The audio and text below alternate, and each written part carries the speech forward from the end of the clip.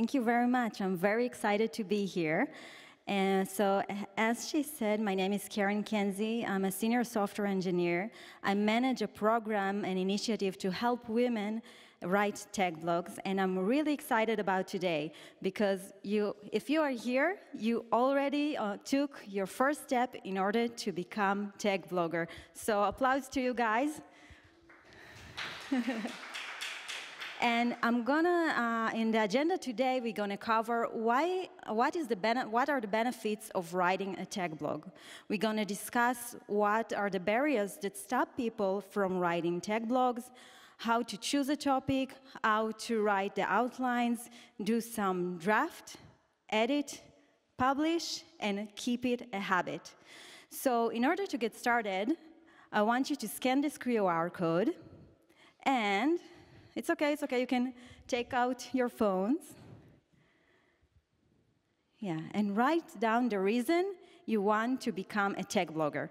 Now, don't worry, it's anonymous, so if you're doing it for the money and the monetization, I won't know it's you. So let's see some answers.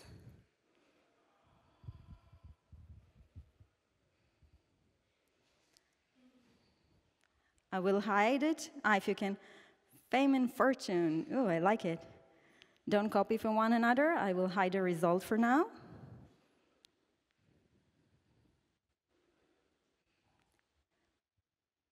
Good. Let's see. Fame, fortune. Ooh, personal brand recognition. Okay. Knowledge. Improve expression skill, correct? Wow, good reason for writing the tech blog. I'm really proud of you. So let's get back to the slide, and we'll talk about some of the benefits that you mentioned. For example, it's a tool for professional development. It's also a tool for communication. The more you write about a certain topic, the more you make yourself an expert in the field. People expect sharing knowledge from you. They expect to for you to have knowledge in a certain topic. So you put yourself out there as a thought leader in a specific field. You're building your professional branding, you're building your professional development, and as you take the time to write, can you just set the timer? Sorry. And as you go and deepen your knowledge, write blog posts, you investigate the topic even more. So you deepen your own knowledge about a certain topic. When you write a blog post, you go through a process in which you memorize the topic better, in which you benefit from it for your professional development. And, of course, professional branding. You can post a post on LinkedIn, share it with your colleague, and really build your professional brand. Another benefit of writing a tech blog is sharing knowledge. Like we have here talks and lightning talks when people can share the knowledge. The same goes for a blog post. You share knowledge, with the community, with your colleague, you help others become expert in the field as well. So we talked about some benefits of writing a tech blog, and you all wrote some of your own. Now we're going to remove the barriers, because sometimes we saw there are a lot of benefits, but sometimes we don't actually go ahead and write a tech blog. And why is that? Because we have some sort of barriers that stop us from actually sitting down, taking the computer, and writing stuff. So let's remove them right away. So you might think, I don't have an original idea or stuff like that. But each of you is a unique person. Each of you have a unique point of view. You all agree on that? So you can take a topic, choose, for example, the latest trends obviously is AI. You can choose a certain topic with AI, it's really fast growing, and you can have a spin, give it your own personal and unique point of view. And because it's unique to you, nobody else can share the same experience as you have. You can show use case. We have several talks for people sharing the knowledge, sharing the use case, working with AI, and you can have a really great opportunity to share it with others. Another thing that might stop you is you might think that, it's not that interesting what I have to say. Just think about it. Maybe it's not interesting to you because you're already familiar with the subject. But for example, think about when you just started learning. Are there any React developers here? Python, Go? Okay, so we have a few of those. So when you just started with React, it was new to you. You got excited about learning new framework, learning new library. Now it's a bit boring to write about it because you already know the material. But as you share your knowledge, you share it with people, with juniors, with people who don't have the same knowledge as you have. So for them, it will be interesting. So removing this barrier as well. And you might think my English isn't perfect. So as you saw, my English is also not perfect. But when you write a tech blog, you have the opportunity to use Grammarly, to use AI, to use so many tools that help you catch a grammar mistake and stuff like that. So you don't need to worry about your English. If you want to reach a broader audience, of course, you can use your own language, if you like, but usually people write in English to reach a larger audience. So don't let it stop you, especially not today when you have so many tools. And maybe you think, actually, I don't know what to write about, right? So let's remove this barrier and find a topic now. So I'm going to present you 5 questions which you can answer. You can either answer 1 question, 2 questions, answer all of the questions, or answer the question multiple times. And by answering the question I'm going to present to you, you're going to find new topics to write about. So let's get started. What technical challenge have you encountered recently at your work, maybe on a side project? Because you can share this knowledge with others. So I'm going to present, think in the meantime what you're going to write about.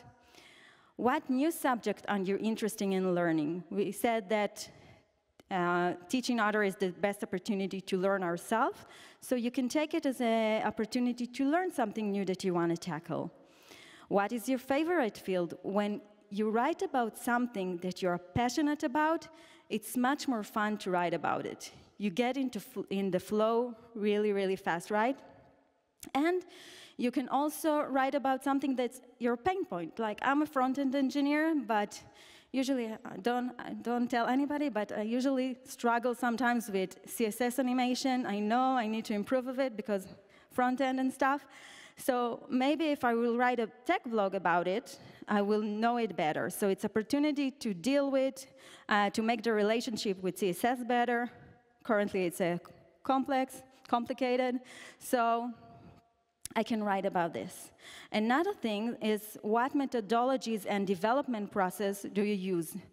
Maybe in the workplace you work with Kanban method. Maybe you work with some other processes that you can share with others, that they can take it forward and apply it for their own development lifecycle. So those are the 5 questions. You can take a photo, you can think about it during the talk. And now you have, if you answer those 5 questions, you have 5 topics to write about. So congratulations. And now what you need to do is to pick one. The rest will be kind of, like features that we develop at work. It will stay in the backlog. We can get back to them later. But for first thing to start with, we choose a topic.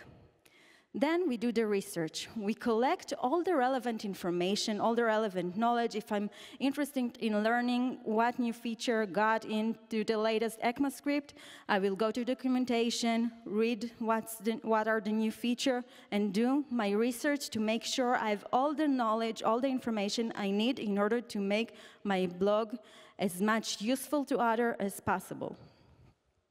And and one important thing you need to know is know your audience. When you try to reach everybody, when you try to kind of write to junior developers, write to expert developers, if you try to make your blog post fit everyone, you lose everyone. Why? Because junior might find it overwhelming. Expert might find it boring if you write in a basic level. So pick your audience, know who your audience, and keep in mind the audience throughout the blogging process. Because, for example, if you write to junior developers, you might need to add more extra explanation when you write the blog post. So you need to take all of those things into account. And as I said, keep that in mind and ask yourself the following question. What question will my audience have? What information do they seek? What will keep them reading? How can I keep my blog post interesting for them? And what is their knowledge level? And I want to adjust my blog post accordingly and include those relevant stuff in my blog post. Now I need to write down all the main points I want to convey in my blog post. But keep in mind that you need to organize them after you write it. If, for example, I have like 21, there is a game 21 question, if you have 21 points you want to include in your blog post. So 21 is too much, I think, to include in a blog post. So what you can do is to choose 7, 5, 7, 10, and write about them.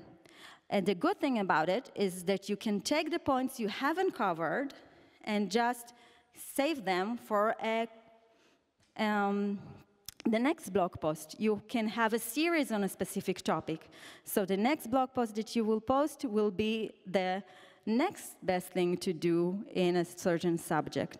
And it's really beneficial to you because you're building a brand. You build a series of blog posts on certain topics, and you make it easier for your readers to adjust all the material because you break it down into main points. And now write down your outline. That's the next step. And after you write the outline of the blog post, we have a certain structure that is common to every blog post, right? We have the headlines. So we need to find a catchy phrase, a catchy title that will capture the essence of the blog post, include some key words, and attract the user to read our blog post. Next, we have the introduction section. Have you heard about with him? The phrase? Okay, so with him is actually what's in it for me.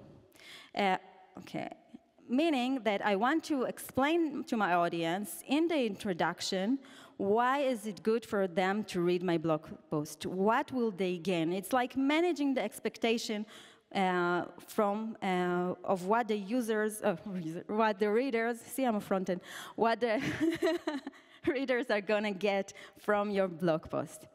Next, there is the body of the blog post, right? You have the head, body, script, just joking. We have the main context, and it will, the body of the topics, here you will mention all the main points that you selected for your blog post, and you want to finish with a bang. Summarize everything, write down the key takeaways, and give a call to action. Some things that have a call for action make the readers more engaged with your blog post, make the readers more engaged with you. You can use a specific quote. Think about what you can do in order to keep them interesting and follow you to read more from you. Now, the body of our blog post depends on the topics that you choose. The structure will differ based on the type of blog post that you write. So let's see several examples. When you're talking about problem solving, you encountered a problem at work and you want to solve it. You start with introduction. You start with writing down what was the problem, why it is relevant for other people, for you guys to learn how I struggle with state management with React, with choosing the right state management. Maybe you're working with the same framework, right? I see you're laughing, you have the same struggle, right? You had it, yeah? Mobex or Redux? Just joking. So explain it to the user. So you manage the expectation, and each paragraph, each section will describe a possible solution. Why it's good to use it? You actually describe the attempts. It was good before, but it wasn't sufficient enough because of X, Y, Z. And you continue until you reach the solution. What worked for you best. You can describe what is still lacking, because sometimes we scale even further, for example, in systems, so it might fit us now, but later on we want to try a different approach. So conclusion and recommendation is the way you finish this type of blog post. And if you're writing a blog about comparison, you compare different kind of workshop, frameworks, for example, or workshop if you want to write about it, cover the conference workshop. So you can use a table for comparison. Use different kind of criteria to kind of compare the things and contrast. And again, summarize it with conclusion and recommendation of which to use. And if you're want to write a tutorial, for example, I wrote a tutorial about Chrome extension. So what you want to do is to define the prerequisite. What do your readers need to know before they get into this field? What you can define the terms that you're going to use throughout the blog post. Take the readers step by step during the tutorials. And for tutorial, it's good to use, for example, Carbon for code snippet, or even better, you can use GitHub gist, which allows you kind of to, whenever you update the gist, it's updated automatically in the Medium platform, for example, if you use it. And if you're writing a blog post about overview, for example, what are the new features in the latest ECMAScript? So your kind of styling differs on the type of the topic. You can write about an overview. You can use Excalibur or simple tools in order to add diagrams to the overview or stuff like that. So make a visual effect. We're visual creatures. And you can also write blogs about deep dive. You can take one of the features you mentioned in the overview, and then you have a series again of blog posts, and you can deep dive into one feature or the next. So you can have, for example, 12 blog posts starting with an overview and continuing into a deep subject and follow on. And in every blog post that you write, you can add a reference to the other blog post on the topic, because adding a reference makes your blog post be seen higher in the search results. So it's a good thing to add reference, to add link. And whenever you start to write a blog post, I want you to follow several principles in order for your writing to be good, in order to write something that is worth reading. So let's see what are the principles of writing good materials. I call it the 7 C's. They're a paraphrase for the Eurythmics song, if you know it. And your style of writing should be correct, comprehensive, concise, clear, compelling, coherent, courteous, and stuff like that. So let's talk about correct. Whenever you write a blog post, you need to make sure, double-check the facts that you write. Make sure that all the information you put on your blog post is correct. You don't want the readers to catch you with an error, because then they will question your credibility, right? So we don't want to do that. Correct is also make sure you don't have any grammar mistakes. So you need to also check this out. And you need the blog post to be comprehensive, meaning you need to include all the relevant information your readers need to know in order to understand the blog post, right? And comprehensive doesn't mean including all the information about the topic, just the relevant one for your blog post, just the necessary amount of information needed. And be concise, less is more. Right? So if we want to say in the event of you don't need to write all those words. You can just say instead when. Every blog post can be shortened by 20, 30% by keeping it short, keeping it simple. So be concise. And as the phrase goes, if I had more time, I would have written a shortened letter. Being concise is actually a skill, like a muscle. Whenever you need to practice it, you become better of being concise. Now, the tips here are for blogs, but they are also relevant for any type of communication. Whenever you give a talk, whenever you communicate with people at work, the better you get and getting to the points and conveying your message in a clear way, it's better for you. So not only for blogging, also for the entire communication skill. And be clear. Make sure you don't have ambiguous sentences, that your sentences cannot be perceived as kind of, I'm not sure what he or she meant by that. So make yourself clear, make your blog post compelling, maybe add some jokes to the blog post or stuff like that. Like keep it like flowing, keep your readers interesting, add rhetorical question, for example, and stuff like that. So now you're ready to write a blog post. We covered the basic, the structure, and now you're ready to start it. You sit down in a computer, and suddenly you start writing, and then you have this kind of blackout. Like in interview, we get sometimes blackout, and you say, oh, I wanted to say something, but I forgot what I wanted to write. So in that case, keep on writing. Leave a mark, leave a sign for yourself to get back to this point later on. You don't want to lose the momentum of writing. So whenever you get stuck, just kind of do like you do in brainstorm, continue on, because you don't want to miss the momentum.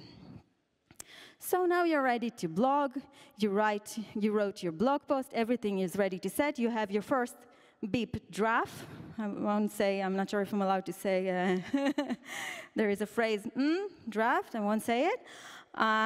So let's talk a little bit about editing. The next step is to edit. So how can we edit our blog post to make it even better? Read it out loud. Why is that?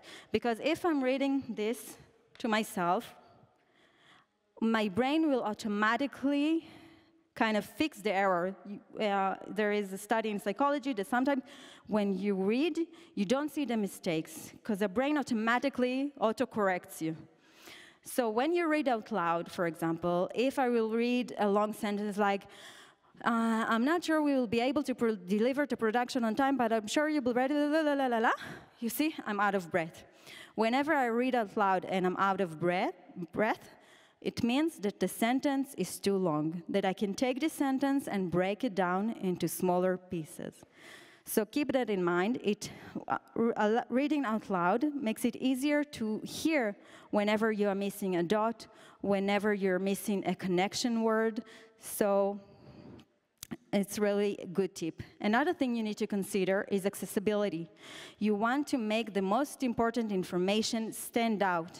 You want to make it, the information easy to locate and identify. How you can do it? Well, obviously you know some of the stuff, but you can break down into subsection, have headers, play with different kind of font size, play with different font bold, font italic, and stuff like that. You can add an index. You can add whatever you think will help the user to figure out what is the most important information and where to find the relevant info that they seek.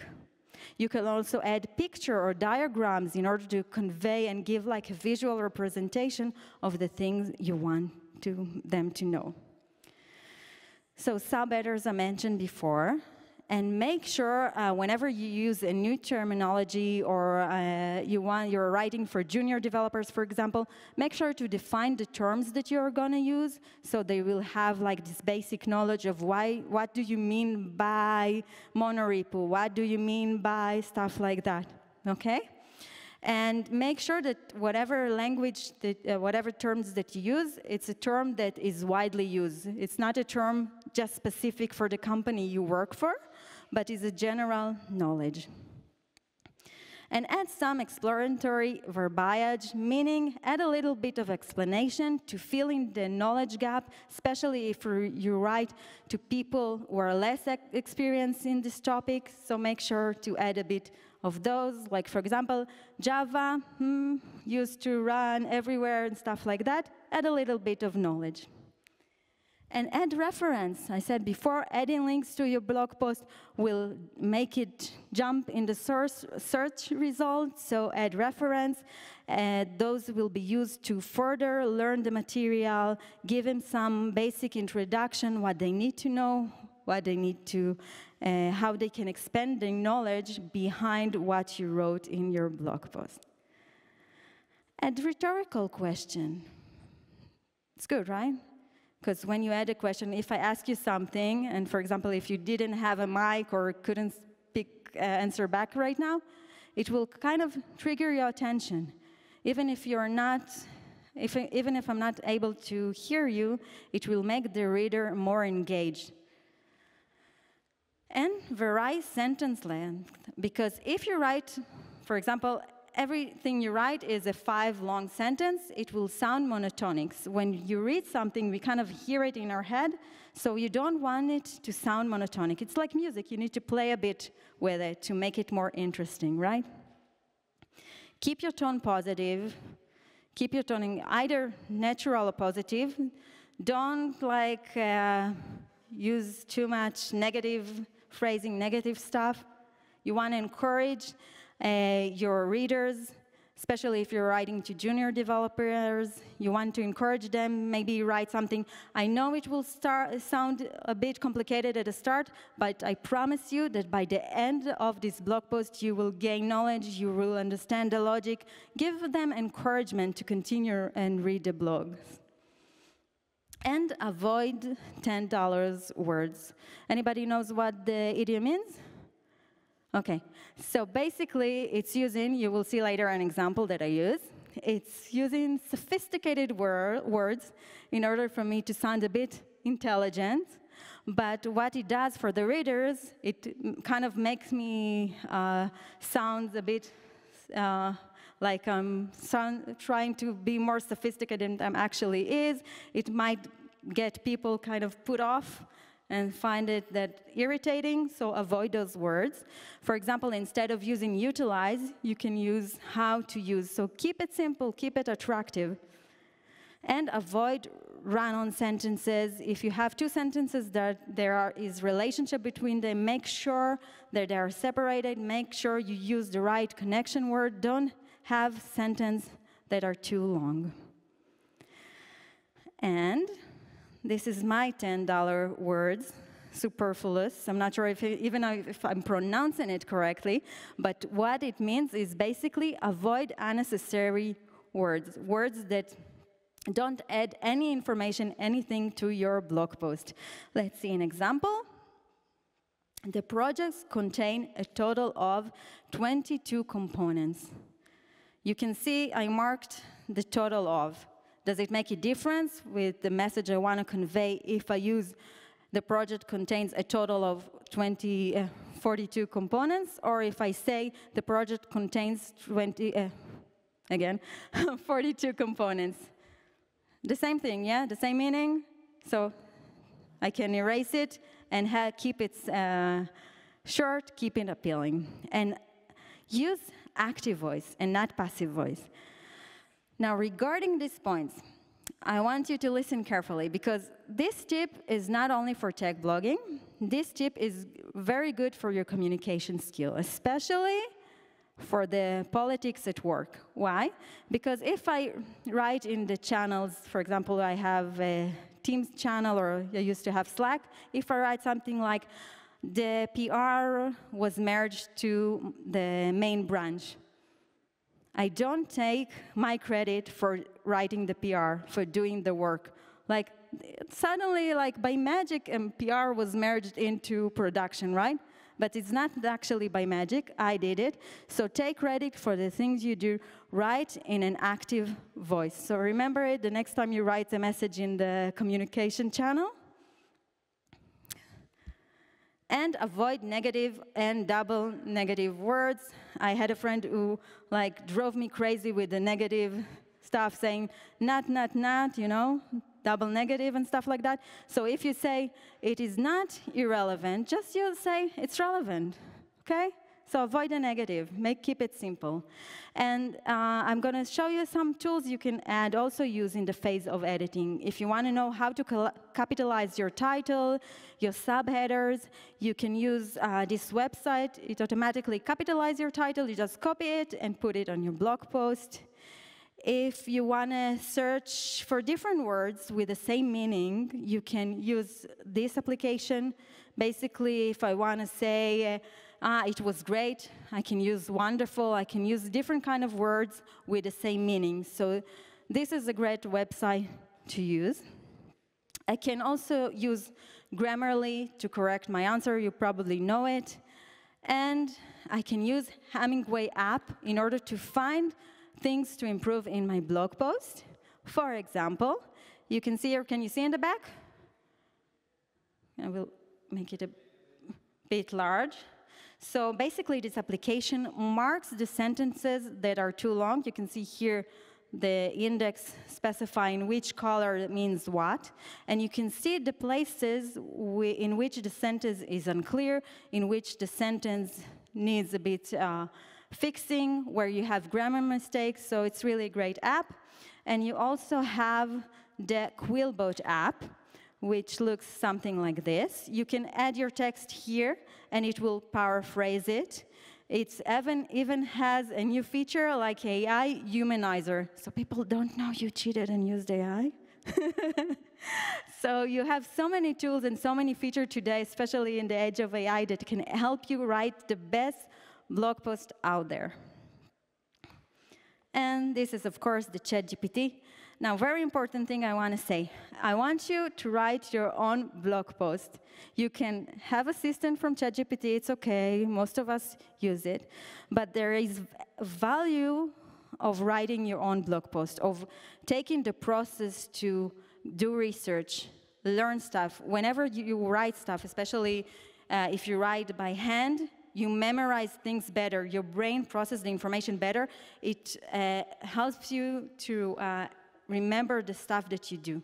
So write it down, it's for you, because the blog post will also be reference for you. You will understand the material better. So you can use ChatGPT, but you can use it in the editing phase, meaning you can give it a prompt saying like, keep the original meaning of the blog post, but fix grammar mistake, or let me know whenever I have some issue with the flow, or maybe if I wrote something that I'm clear. So use it as an assistant, but not as the tool to write the entire blog post. Please don't do that.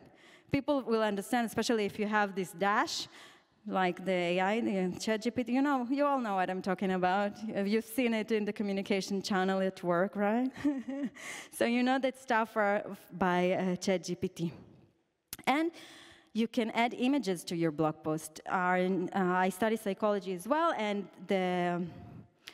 our vision system includes the largest amount of neurons in the brain, more than the auditory system, meaning we are a visual creature. So add image that supports the message. You can use their free stocks of image like Pexel, Pixabay, Unsplash, and of course, generative AI. You can use it. For that, I allow you to use AI, but it's a bit scary, so I will change it.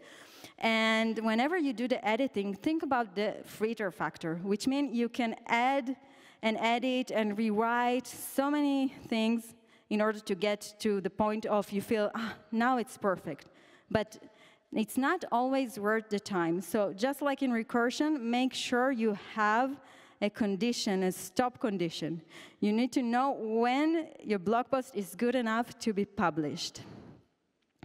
And have a peer review, just like in code. Let somebody else read a blog post.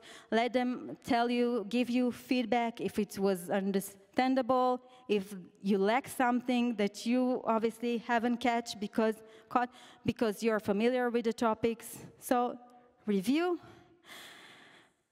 publish. All said and done. You can publish it if you're using, for example, a Medium on the Dev or whatever. There are also publications with can get you a larger audience, so you can even take your blog post and publish it in a publication.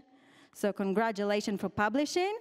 And how to make it a habit. We published our first blog, but how can we make a habit out of it? So this is a book I highly recommend. I just finished another one called The Power of Habits, also good.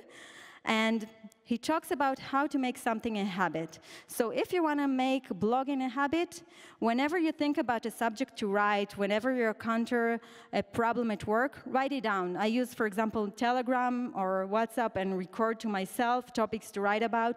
I open drafts at Medium. I have like 18 and I haven't gone to it, sorry. Don't let anybody know. But write everything down. It will be your backlog of things that you can write about. Have yourself a blog space, like you have a workspace. Make yourself adjustment. Find a place where you have no distraction. never mind, you know what I meant. So where you can focus and write down and stuff like that, and have yourself designated time in your calendar. Even if it's 5 minutes, 15 minutes per week, I don't care. We all can find a little slot of time that we can write something down. Make yourself a habit, like writing every day at the end of the workday, even a sentence, really. It's that simple. Just start with something. Have a blogging ritual. Get yourself a cocktail while you write, but have your colleague check it later because, I don't know, and stuff like that. Oh, hot chocolate or chocolate, you know.